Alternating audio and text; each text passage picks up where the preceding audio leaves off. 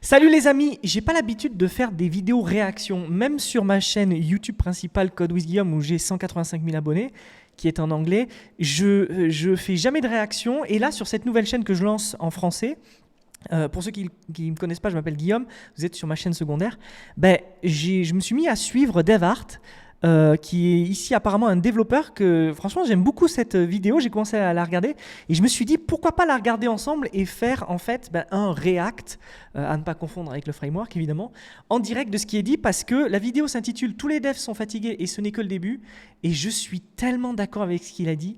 Donc ce que je vous propose c'est qu'on la regarde ensemble et je vais réagir. On va voir ce que ça va donner. J'ai beaucoup de choses à dire. Moi, ça fait 15 ans que je suis dans la tech. J'ai passé beaucoup d'étapes. J'avoue, je suis un vieux.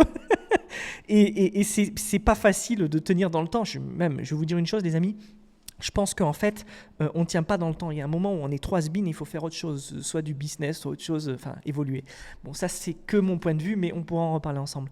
Allez, on regarde la vidéo ensemble et on voit ce que ça donne. J'ai pas rééquilibré le son et tout. J'ai pas fait un super setup, mais vous me direz. Allez, let's go. Vidéo un peu spéciale ce soir, je vais parler de ce que j'appelle la fatigue mentale du développeur que j'ai sûrement un peu encore. Désolé pour le setup un peu à l'arrache, hein, c'est une vidéo qui est plutôt une discussion et je pense que tu vas de temps en temps en fait te sentir vraiment visé par ça parce que si jamais tu es dans le monde de la tech et tu es développeuse ou développeur, tu vas subir ça, je te le dis tout de suite, surtout en 2026 avec la vitesse à laquelle l'IA avance et à laquelle en fait on se sent tous derrière en fait, hein. Moi aussi, hein, vous inquiétez pas, c'est pas juste vous là qui regardez la vidéo, on se sent tous derrière à un moment donné. Et en fait je voulais vraiment parler de ça parce que c'est quelque chose qui peut faire une baisse de morale monumentale et qui peut en fait un peu déboucher après si ça dure trop longtemps sur un espèce de burn-out. Et Alors, franchement, je suis totalement d'accord. Je sais pas comment tu t'appelles, Davart, je suis désolé, mais tu as l'air très sympathique. Il y a un phénomène qui se passe en ce moment avec l'IA partout dans le monde et je crois qu'on le subit tous. On a tous une façon différente de réagir. Il y a beaucoup de gens qui sont dans le déni, il y a des gens qui sont dans l'acceptance. Et en fait, moi, je trouve que tout le monde a tort. Je pense qu'en fait, l'IA, c'est très surestimé. Alors évidemment, ça change beaucoup de choses et tout, mais je pense aussi que beaucoup de gens ne prennent pas le train. Il faut prendre le train, mais sans se dire qu'on parle à Dieu, si vous voulez que je résume ma pensée. Sinon, vous serez très déçus. Moi, je l'ai déjà dit à plusieurs reprises, quand l'IA est arrivée, je me suis dit, c'est génial, je vais pouvoir parler à Dieu et plus rien faire. La vérité, c'est qu'on est loin de ça. Ça va venir, mais avec le temps, je me rends compte que, et avec les équipes que je gère, je me rends compte qu'en fait... ça va être compliqué d'éliminer le facteur humain et surtout le facteur humain expert. Par contre, je suis totalement d'accord avec ce qu'il vient de dire. Il y a un moment donné de notre carrière et surtout quand on est freelance, on arrive à une espèce de burn-out et on explose. Moi, heureusement, ça m'est jamais vraiment arrivé d'exploser, mais j'ai quand même eu des moments où j'étais tellement fatigué que j'ai dû arrêter de travailler.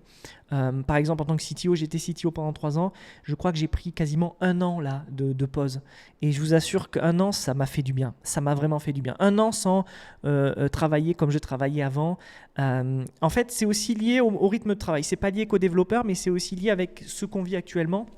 Moi, je pense qu'en fait, on a une... C'est marrant parce qu'au début du siècle, on disait la technologie va nous permettre d'arrêter de travailler. En fait, on travaille plus que les ouvriers de l'époque. Donc, à croire que le burn-out, c'est quelque chose c'est quelque chose de moderne. Je pense que ça a toujours existé, mais aujourd'hui, on le vit vraiment en profondeur parce que maintenant, avec des ordinateurs, surtout, on peut travailler de chez soi. Et beaucoup de gens travaillent en remote et tout ça, etc. Et c'est quelque chose qui nous touche. Alors évidemment, je généralise, je passe un peu vite parce qu'on ne peut pas passer des heures à parler de ça, mais voilà, vous avez le fond de ma pensée. je vais parler de plusieurs choses. Je vais commencer par ce que j'appelle un peu l'anxiété de l'obsolescence. C'est surtout lié en fait à l'avènement un peu de l'IA et tous les sujets qui ont été drainés avec ça, que ce soit pour le code ou autre en fait, que ce soit la productivité, tout ça, vous allez toujours avoir quelqu'un dans votre entourage, toujours quelqu'un sur Internet qui va vous dire que il est à jour, qu'il utilise le dernier service, que c'est celui-là qu'il faut utiliser, que si tu ne l'utilises pas, tu es à la traîne, etc. Et ça, il ne faut pas écouter, hein. Il faut savoir que... Ouais, je suis d'accord. Moi, ça fait 15 ans que je suis dans le web. Et vous savez, les gars, moi, les gars et les meufs, vous savez, moi, quand j'ai commencé à coder, je codais sur Angular 1.8. En fait, j'avais commencé par JavaScript et Angular est arrivé et ça a été un truc de fou. Donc, on est 2011-2012. Codé professionnellement parce qu'avant, je faisais du WordPress, de l'HTML, du CSS, du PHP. Et à l'époque, vous savez quoi? Vous savez ce qu'on disait à l'époque? Les gens disaient, si tu prends pas le train de Ruby in Rails, dans 2 ans, tu n'as plus de boulot. Et c'est assez fun parce qu'en fait, après, plus tard, on a dit React. Et puis aujourd'hui, on dit XY. En fait, c'est jamais le cas. Si vous restez expert dans votre domaine et que vous n'êtes pas trop dépassé, vous trouverez toujours du travail et vous trouverez toujours de quoi faire. Le langage que vous utilisez, on n'en a rien à foutre. Le framework que vous utilisez, on n'en a rien à foutre. Bien sûr, il y a des choix stratégiques. Si plein de boîtes utilisent Next.js, allez sur Next.js. Si plein de boîtes utilisent Python, utilisez Python. Mais en fait, l'idée, c'est que vaut mieux prendre un langage ou un framework et s'y coller pendant assez longtemps pour comprendre la programmation. Donc, ce qu'il dit est très vrai.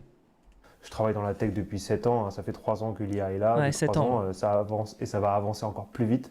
Il n'y a personne qui est à jour tout le temps. D'accord. Nous, parfois, moi, mon travail, c'est de faire des vidéos sur la tech aussi pour Prisma. Il est impossible que je sois à jour tout le temps. Personne n'est à jour. Et moi, je fais des vidéos sur ma chaîne aussi tout le temps. Je m'intéresse vachement à ça. Je suis à la ramasse sur plein de choses. Et DevArt, tu sais quoi? C'est quelque chose dans lequel je me reconnais beaucoup. En fait, on n'a pas besoin de tout savoir. Ce qu'on a besoin de savoir, c'est exécuter d'une façon. On n'a pas besoin de savoir toutes les façons pour exécuter. Donc en fait, ça, c'est absolument pas un critère de perdre son job. Par contre, le fait que l'IA arrive et permette d'accélérer, entre guillemets, la chute de tous les gens qui ne sont pas nécessairement des passionnés ou des gens qui n'apprenaient pas par le passé, parce que croyez-moi, moi, par le passé, j'ai bossé pour énormément de boîtes en tant que freelance et puis aussi en tant que CTO on demand, pas en tant que salarié. En tant que salarié, j'ai été que dans très peu de boîtes, pour vous dire. J'ai passé la majorité de ma vie en freelance. En fait, jusqu'à présent, beaucoup de gens pouvaient se permettre d'être dilettantes et de ne pas se tenir à jour. Aujourd'hui, il faut se tenir à jour. Mais pas, évidemment, je vais dans son sens, pas se tenir à jour dans le sens tout connaître, quoi. J'essaie d'être à jour sur plein de trucs.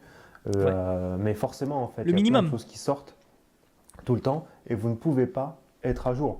Quand vous allez apprendre le code, quand vous allez apprendre à développer, vous ne pouvez pas tout apprendre. Vous ne pouvez pas être bon sur tout. Totalement. Et vous n'avez pas besoin d'être bon sur tout. Il suffit d'être bon dans quelque chose, dans un langage de programmation, et petit à petit, vous verrez qu'il y a des patterns communs partout, puisqu'au final, en fait, on écrit tous le même code. Même si c'est dans les langages différents, on écrit tous du code. Et c'est pour ça que l'IA nous permet de générer du code très facilement. C'est parce qu'on veut un peu tous la même chose, pour être honnête. C'est pour ça que je dis souvent dans mes vidéos, on se focus sur un truc qui est là depuis longtemps, qui est là pour rester. On laisse tomber le bruit qu'il y a autour, tous les nouveaux trucs qui tombent tout le temps, qui parfois disparaissent au bout de 3 mois. Ouais. Il faut savoir mettre un espèce de mur, vous protéger de tout ça, et ça, c'est très dur au départ. Donc, encore une fois, quand vous êtes dans un moment comme ça, fermez l'ordinateur. C'est pour ça que je parle souvent de fermer l'ordinateur, faut couper. Coupez-vous, faites autre chose. C'est vraiment très important. Quand vous commencez à être submergé par les émotions de espèce de FOMO, vous êtes en train d'être à la traîne sur tout, coupez tout. Et alors là, c'est intéressant, il parle de développeurs. Moi, je parle aussi surtout des indie hackers.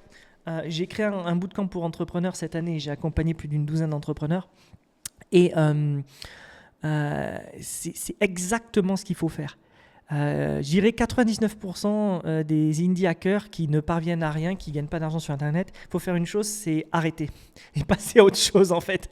Et peut-être qu'un jour vous réussirez à créer un produit qui gagnera de l'argent, mais la vérité c'est que ça nécessite tellement d'énergie, ça vous bloque tellement l'esprit qu'en fait il faut se détacher de tout ça émotionnellement et récupérer de l'espace mental. Vous n'êtes pas à la traîne. En fait, tout le monde est à la traîne et tout le monde se fait peur. En fait, il y a une espèce de synergie négative. Oui, mais tu sais, DevArt, j'ai déjà vu ça arriver par le passé, notamment avec les frameworks JavaScript, avec tout ça. Alors les gens vont dire, mais l'IA, c'est pas pareil. Mais à chaque fois, on dit pareil. À chaque fois, on dit, c'est pas pareil. Avec tout ça qui est pas bonne. Je vais parler aussi de ce que j'appelle le tunnel. Le tunnel du développeur, c'est quand vous commencez un projet, un SaaS, vous êtes trop content, tout va bien, vous avez des idées partout, vous avez l'impression que vous allez faire ceci, cela, vous programmez plein de trucs. Ouais. Et vous commencez à coder, les soirées passent, les semaines passent parfois. Oui. Et vous êtes à fond dedans et vous vous fatiguez un peu mentalement forcément. On se fatigue à mort. Moins, vous voyez moins de personnes, vous oubliez un peu la famille, etc. Parce que voilà, c'est dans votre truc, vous voulez trouver du boulot, vous voulez créer le meilleur SaaS possible, le meilleur projet. Ouais. Et ça traîne, il y a des choses de la vie qui arrivent. En fait, ce qui fait qu'en fait, vous êtes tellement focus sur ce truc-là qui vous donne un peu de frustration maintenant parce que ça ne se passe pas comme prévu. Ouais. Vous rentrez dans une espèce de tunnel en fait où vous n'arrivez pas à sortir. Ouais. Et ça devient plus négatif que positif. Et c'est à ce moment-là. Ah oui, oui, totalement. Ça devient négatif sur le plan émotionnel et tout ça, mais ça devient par contre positif pour beaucoup de gens sur le plan de l'apprentissage. En faisant plein de projets, tu te prends plein de murs et tu apprends qu'en fait, c'est pas si facile que ça.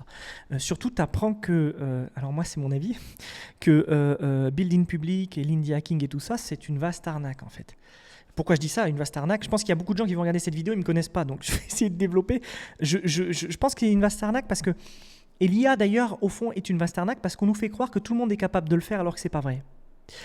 C'est pas parce que tu prends un ballon de foot et que tu vas sur un terrain de foot que tu vas pouvoir jouer la Coupe du Monde l'année prochaine. C'est beaucoup plus compliqué que ça. Je résume parce que sinon je parle pendant des heures. Il faut arrêter, il faut couper l'ordinateur, il faut fermer. C'est vraiment vous shut down le truc et vous faites autre chose, quoi. Moi, je vous dis, moi en ce moment, je joue à la Game Boy, quoi. C'est une Game Boy Ah, c'est trop bien! rétro, etc. Eh ben moi, tu vois, Dave Hart, moi je joue à Ark Raiders sur la PlayStation et ça faisait des années que j'avais pas joué à un jeu vidéo. Je suis un vieux. Je coupe tout, je me mets devant la télé ou alors je me mets dans mon lit et je joue un peu à la Game Boy, je sors les chiens. Ça, c'est le secret. Le secret de toute personne qui est efficace dans sa vie de travail. Bon là, je vous dis ça, il est presque 21h, regardez, je fais une vidéo, après je me remets à coder. Bon bref, je me remets à travailler. Mais ce sont les gens qui travaillent le moins en fait. C'est paradoxal. Tout le lock-in aussi, c'est une vaste arnaque. Bon, je ne veux pas lui prêter des propos qu'il n'a pas eu, mais moi je pense à ça quand il me dit ça. Il me dit ouais, non mais c'est clair. Arrête, va promener tes chiens, va en forêt, va manger une glace avec ta femme et tout ça. Tu auras le même salaire et tu arriveras à bosser en temps et en heure, tu verras. Je passe du temps en famille, mais c'est hyper dur de dire ça comme ça et de le faire. Il faut vraiment que je ferme l'ordinateur. Donc je vous dis là, ce soir, c'est vraiment une vidéo parce que j'ai ressenti ça ce soir. J'enchaîne beaucoup en ce moment, beaucoup de vidéos pour le taf. J'essaie de tenir cette chaîne-là pour essayer de discuter avec vous un maximum. Ouais. J'ai ma vie de famille, j'ai mon fils de 6 mois, etc. Voilà, parfois j'ai cette espèce de vague qui m'arrive dessous et je me dis, mais en fait, c'est trop dur, quoi. C'est pas que c'est trop dur, c'est qu'en fait, je te connais pas, mais je vais dire ça. Je pense que tu te laisses envahir. Il faut pas se laisser envahir. Faut pas se laisser envahir. Avant d'être un dev, tu es un humain. Et effectivement, on est surstimulé. Ouais, nouveau framework, nouveau truc. Ouais, l'IA est capable de faire ça. Ouais, ce week-end, je lance mon projet, mon produit auquel j'ai pensé la semaine dernière. Faut pas se laisser envahir. Moi, de 2022 à 2023, au total, j'ai dû publier environ entre 8 et 900 vidéos. Alors, les gens qui ne me connaissent pas vont dire, mais il est fou. Code with Guillaume, c'est à peu près 250 vidéos. Vous pouvez aller voir. En fait, il y a toutes les vidéos des cours que j'ai vendus, tout ça, etc. Donc, à propos du code, on monte à 400 vidéos. Et après, j'ai d'autres chaînes YouTube sur lesquelles j'ai produit des vidéos. Et en fait, la seule manière où j'ai réussi à être efficace, c'est de ne pas me laisser envahir. C'est-à-dire, je me disais, bon, voilà, là, tu vois, il est 19h. À 8h, peu importe, j'ai réussi ou pas, j'arrête, mais je fais au moins une vidéo. Ça, c'est une notion de discipline, mais c'est aussi une notion de je coupe. D'accord, je coupe. Quand on fait de l'indie hacking, quand on fait tout ça, etc., le samedi matin à 10h, on se lève, on prend son petit déj et on a envie de faire de l'indie hacking. Le samedi matin et le dimanche matin, rebelote, alors qu'on devrait faire autre chose. On devrait se régénérer.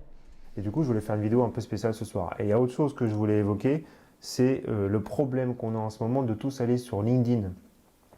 Ah, moi, j'y vais pas. De scroller comme si c'était Insta. D'accord, j'en ai parlé moi, plusieurs fois dans la vidéo. Le monde de la tech sur LinkedIn. LinkedIn. Alors, avant que tu en parles, Dave Hart, je vais donner mon truc, on va voir ce qu'il va dire.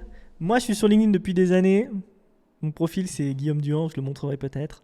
Et en fait, les amis, ça fait très longtemps que je me dis que c'est un monde fake sur lequel il ne faut absolument rien croire, ni les gens d'ailleurs avec qui tu travailles, il ne faut pas les croire et tout ça, etc. Parce que, en fait, c'est que du fake, quoi. Les gens sont là pour faire de la promotion de leur profil. Et je vous dis ça en vous montrant mon profil, c'est assez drôle. Mais ça fait un moment que je suis là, j'ai à peu près 16 000 abonnés. J'ai même été Top Voice une année et ensuite j'ai publié un cours sur LinkedIn Learning pour apprendre à faire son profil LinkedIn. J'ai très vite vu la plateforme se transformer en une plateforme marketing de personal branding. Et à partir de ce moment-là, soit tu joues le jeu, tu dis je vais continuer à mettre des messages d'encouragement et tout ça, etc. parce que j'ai une bonne âme, ou soit tu comprends que c'est que du fake et tu quittes. Mais évidemment, pour certains professionnels, c'est très utile, je dis pas le contraire. C'est LinkedIn, j'arrive même plus à parler.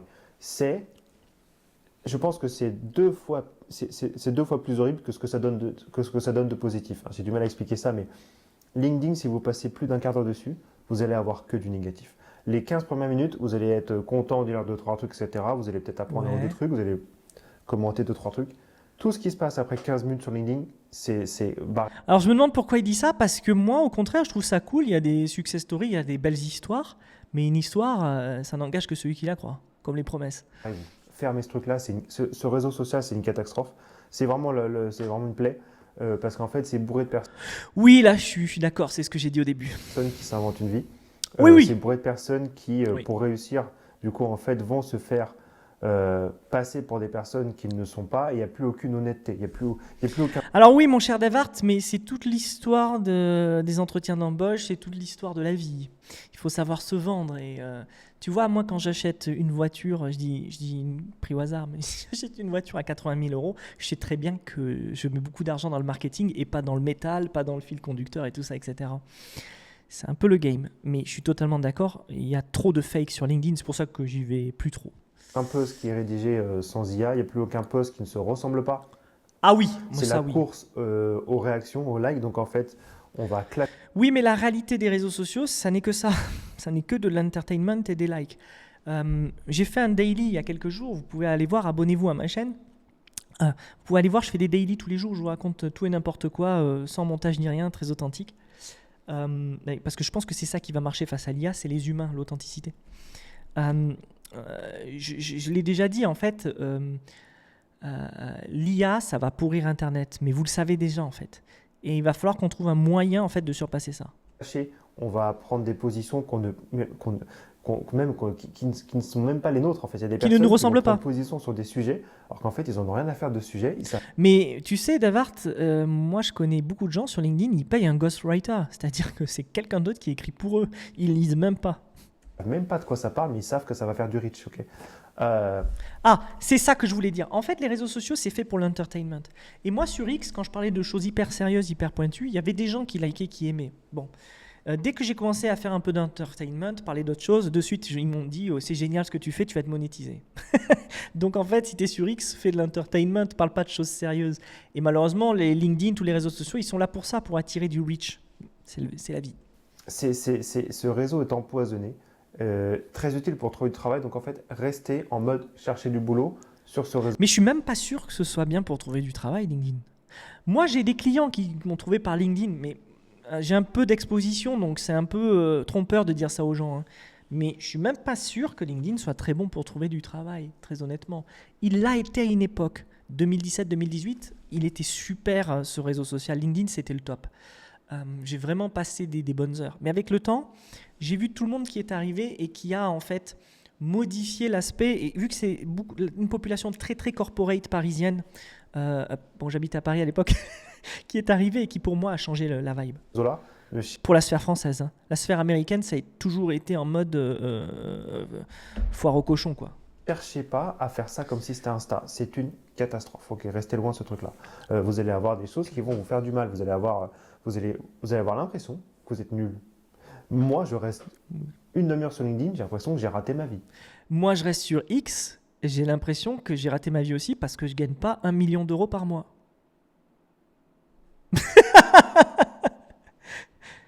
Mais encore une fois, si tu crois à ce qui est écrit, ça n'engage que toi.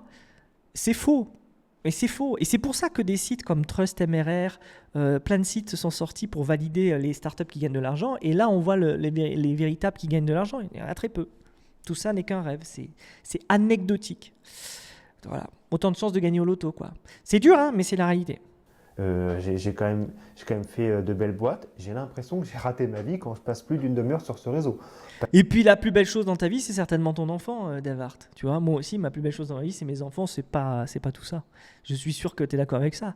Et c'est vrai que ça nous entraîne tout ça. Parce qu'on a l'impression que les gens, ils construisent tous des SaaS à 10 millions en une semaine. On a l'impression qu'ils gagnent tous 10 000 euros par mois. On a l'impression que c'est un truc de ouf, quoi. Je vous dis, mais tout ça, c'est du vent. C'est du vent. Il faut vraiment faire attention. C'est qu'en fait, si vous voulez, 95% de ce que vous allez voir sur ce réseau-là, c'est potentiellement faux. D'accord? C'est vraiment important. Oui, Ça plaira pas à tout le monde et j'en ai rien à faire, mais je sais ce que je dis pour avoir parlé avec des gens qui s'amusent à faire ça et qui surfent sur ça et qui vendent du coup des formations grâce à ça. C'est voilà, je vous dis tout de suite, ouais. c'est comme ça. C'est peut-être pour ça que moi, mes formations n'ont jamais vraiment vendu, c'est parce que j'ai jamais fait de bullshit. Et très souvent, quand j'étais à Dubaï, on me disait, mais Guillaume, je vais te montrer comment on fait. Et quand j'ai vu les méthodes, je me suis dit, mais c'est pas moi. Donc du coup, YouTube, c'est un peu différent, mais vous avez aussi beaucoup de bullshit. Des vidéos comme ça, je sais pas s'il y en a beaucoup. C'est pas des vidéos que je scripte. Là, quand je vous parle, c'est pas scripté. J'ai pas écrit un script en eh bien, Davart, abonne-toi à la chaîne secrète, mon avis, parce que moi, c'est pas scripté, et c'est même très authentique. Mais c'est ce que j'ai dit plus tôt. disant, je vais dire ça à ce moment-là, etc. Parce qu'en fait, du coup, je trouve qu'il y a plus d'honnêteté, en fait. Il n'y a plus rien, en fait, sur ce réseau-là, en fait. C'est tout le monde se copie les mêmes vidéos et tout le monde pense la même chose, partage les mêmes choses, change un peu le thumbnail et ils envoient. Oui, ça fait du clic et du reach, mais si vous voulez, après, on n'apprend plus rien, quoi. Heureusement qu'il y en a plein encore des personnes comme moi qui font des belles vidéos, etc. et qui, j'espère, parlent un peu de ça. Moi, j'ai une fatigue aussi en ce moment un petit peu. Et voilà, il faut que vous sachiez qu'à ce moment-là, il faut fermer l'ordinateur, c'est important. Ouais. Prenez du recul, trouvez quelque chose qui vous fait kiffer. Euh, Lisez des bouquins, j'essaie de lire, j'ai un peu de mal parce qu'en fait j'ai l'impression que j'ai jamais le temps de rien faire. C'est vrai. Et puis, moi, j'ai fait des études de lettres modernes. J'ai lu. Alors, désolé, je parle de moi, mais j'ai fait des études de lettres modernes. J'ai lu plus de 300 livres quand j'étais en licence. Et après, en master, je ne sais pas combien j'en ai lu, mais peut-être moins. Mais en fait, aussi, c'est que nous, en tant que dev, on passe notre journée à lire. On est sur des écrans. Et en fait, le soir, de vouloir se poser et de lire, ben, on continue cette fatigue-là. C'est la même chose que quand on se pose devant la télé. En fait, ce qu'il faudrait faire le soir, c'est sortir, aller au resto ou aller se balader avec sa copine ou aller balader ses gosses. Bon, le soir, ils doivent dormir, mais vous avez compris l'idée, quoi. Il faut faire totalement autre chose que les écrans. Bon, encore une fois, je vous dis ça. Mais lisez des bouquins, c'est vraiment important. Voilà, c'est des choses comme ça. Si vous ressentez une petite fatigue, si jamais vous commencez à être négatif dans votre vie, si jamais en fait le dev ou la tech, ça commence à être un impact pas terrible sur votre environnement, Prendre trop de votre place. entourage, c'est qu'en fait c'est le moment de fermer l'ordinateur. J'ai mis trop de temps à le faire. Je me suis mis dans des situations où j'étais Tu t'es pas forcé. agréable. J'arrivais pas à faire ce que je voulais, j'arrivais pas à produire autant que je voulais parce que j'avais l'impression que tout le monde produisait mieux que moi. Et puis surtout, ça, c'est un truc, je le dis tout le temps dans mes vidéos, ça sert à rien de travailler 4 heures d'affilée. Ça sert à rien. Ça sert à rien du tout, en fait. Ce qui compte, c'est d'avoir un temps. Ça peut être. Alors, moi, je sais que 45 minutes, c'est mes rushs. Pendant 45 minutes, je suis super efficace. Puis après, je fais une pause de 15 minutes. Mais la vérité, c'est que au bout de. Il y a une étude, je ne sais plus qui est. J'en parle à chaque fois, il faut que je la trouve, cette étude. Je ne la retrouve plus, mais très facile, je pense, on peut la trouver sur Internet. Il a été prouvé qu'au bout de 2 heures de travail consécutif, on perd 50% de productivité. Donc ça ne sert à rien de travailler plus de 2 heures. Il faut s'arrêter et passer à une autre tâche, faire autre chose et revenir après. Plus que moi, qu'ils arrivaient mieux que moi, etc. Alors qu'en fait, on s'en fout en fait. C'est pas vrai en fait. Et c'est pas grave et ça change. Moi, si je publiais, si j'avais publié 3 vidéos de plus, en fait, ma vie, elle aurait probablement pas changé. Ah mais moi je suis d'accord. Tu sais, moi quand j'ai publié toutes ces vidéos ces dernières années, c'est par volonté. Mais c'est vrai que ça m'a amené là où je suis, à presque 185 000 abonnés. Bon, je m'en fous, tu vois. Je suis content, je suis très fier. Mais il a raison dans ce qu'il dit. C'est pas ce petit travail en plus qui fait que. C'est ce que je vous ai dit au début de la vidéo. Il faut s'arrêter au bout d'un moment. Il faut prendre du temps pour soi. Pour être plus efficace d'ailleurs. En fait, mais j'aurais été beaucoup plus fatigué, d'accord? Et c'est pareil dans le monde de tous les jours, c'est pareil dans la vie de tous les jours, pardon. Et je trouve qu'on est tellement connectés aujourd'hui, il y a tellement les ordinateurs, les téléphones, les Instagram, les machins, qu'en fait, on ne Ouais. sort plus de ce truc-là. Ouais. Le soir, on scrolle sur Instagram, sur LinkedIn. Le On podcast regarde avant de des vidéos, dormir. bah là, vous regardez une vidéo parce que vous êtes sur YouTube, des vidéos tech, etc. Et en fait, du coup, on passe nos temps à se faire de la FOMO, à avoir l'impression que nous, on fait rien, on n'est que en train de consommer. Ouais. Et en fait, c'est difficile. Voilà. Prenez du temps pour vous, codez vos trucs, partagez-les exactement comme ce que je dis dans les vidéos. Mais là, c'est une vidéo pour vous dire de stopper. Voilà. Après cette vidéo, voilà, vous fermez l'ordinateur. Je Vous peux mettez pas. un petit commentaire, un petit like. Voilà, petite blague. Mais voilà, en tout cas, j'espère que cette vidéo vous a plu. C'est très différent, mais c'est ce que j'appelle la fatigue du dev. Et je pense que vous allez la voir. Tout le monde l'a. C'est pas que toi, tout le monde Ah l'a. ouais. Et ça passe. Il faut juste réussir à sortir de ce trou, de ce tunnel, Ouais. et de se reposer un peu pour Ouais. mieux rebondir dans le projet, mieux rebondir dans votre problématique de code et y arriver. Belle soirée à vous tous, j'espère que votre famille va bien, que tout va bien, que vous avez passé une bonne journée. Bon, il est très sympa ce DevArt. Si tu passes par la vidéo, je te salue mon ami. Il a entièrement raison. Écoutez-le, il a entièrement raison. Ça fait longtemps que je suis dans la tech, les amis. J'ai bossé pour beaucoup de boîtes. Il faut passer par des moments difficiles pour apprendre. Il faut passer par des heures de travail, je suis d'accord, pour apprendre. Mais en fait, au bout d'un moment, ça devient plus de l'obsession que du travail. Et n'oubliez pas que le travail, on est là pour produire et on est là surtout pour en vivre. Et vous ne voulez pas mourir du travail. Alors évidemment, peut-être qu'il y a des gens qui meurent, mais on n'est pas dans la mine non plus, c'est pas ce que je suis en train de dire, on a des super conditions. Mais la santé mentale, il ne faut pas la négliger. Et passer sa vie à vouloir créer des apps et avoir l'illusion d'être millionnaire, ça c'est the biggest scam, the biggest modern scam. C'est de faire croire à tous ces gens. Et moi je le sais, vous savez, j'ai quasiment 100 missions sur Malte. Je suis sur Malte depuis quasiment les tout débuts. J'étais là quand ça s'appelait Upwork. Et qu'ils avaient leur bureau dans le 9e. Et j'étais allé parmi les premières personnes à me faire photographier et tout ça, etc. Ça fait très longtemps et j'ai rencontré plein d'entreprises. Et je peux vous assurer d'une chose, c'est que le travail c'est bien, mais votre santé c'est primordial. Il faut que ça passe avant tout.